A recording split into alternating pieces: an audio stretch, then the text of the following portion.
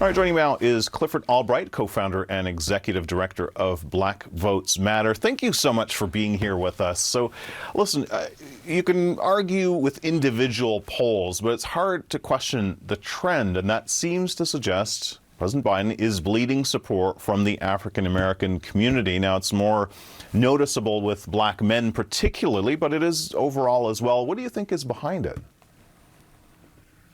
Yeah, good morning. Thanks for having me.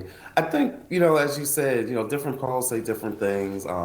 There's other polls that are showing, including one that Cornell Belcher recently did that says that percentage of those black voters looking to support Trump is closer to 11 or 12%. When we talk about the trends, though, the reality is that at about this point in the election cycle in 2020, Joe Biden's approval ratings or favorability ratings in the black community at that time were close to around 76%. And so he's really at about where he was in 2020.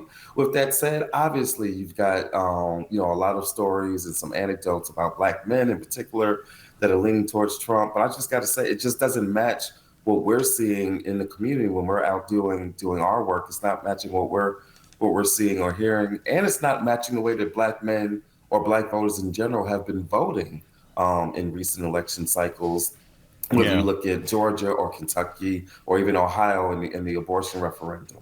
Yeah, so some of the arguments that have been made are that it might not necessarily be that they have a lot of passion for Biden, and they might not come out. But then, we're seeing something else, and that's a significant number of people who've said in recent polls that they would actually vote for Trump. 13%, 17%, around those numbers, depending on the poll, which is obviously a lot higher than the 8% he got in 2020. So that means that since then, black voters have looked at Trump, listened to his message, and says, yeah, he's the man for me, despite the many statements he's made that have been widely described as racist against black people.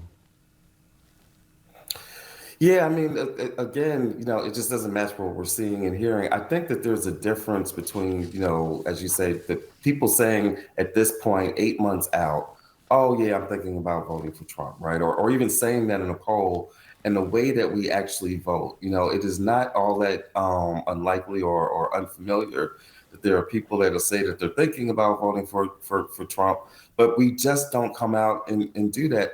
We heard the same thing in Georgia with the 22 Senate race, where everybody thought that black men were going to swarm over to vote for Herschel Walker because he is such a popular football hero in Georgia.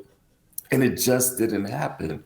I think it's interesting in recent polls, the specter of Trump is not enough to get black voters to vote for Biden. That's clearly not enough. Yeah.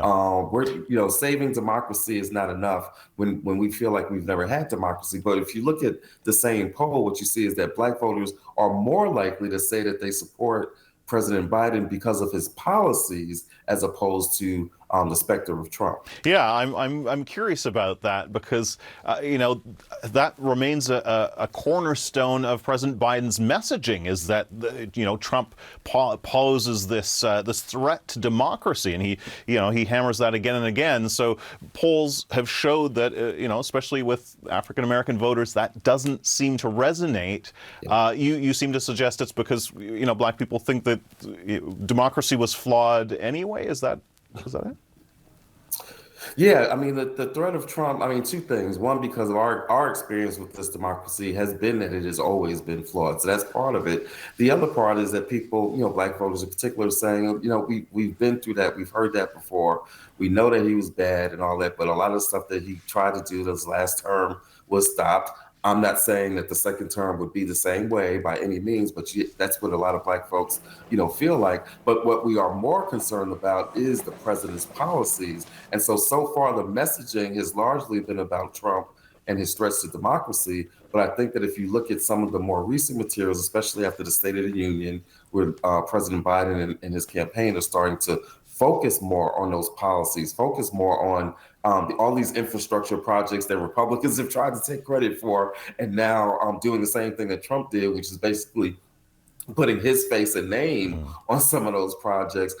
I think some of the policies are now about to get more messaging. And as you see that happening, then you'll start to see some of the favorability and some of the polling starting to shift. But that process is only just now getting started. All right. So what I'm taking from this so far is that polls are kind of an illusion. They don't match what's happening on the ground. But we're seeing from the actual votes from year to year, we have seen a drift from the Democratic Party, not just with African Americans, with Latino voters as well. Could it be that this represents a more general trend, that it's not actually President Biden, that racial minorities in America are just slowly voting more and more like other racial groups?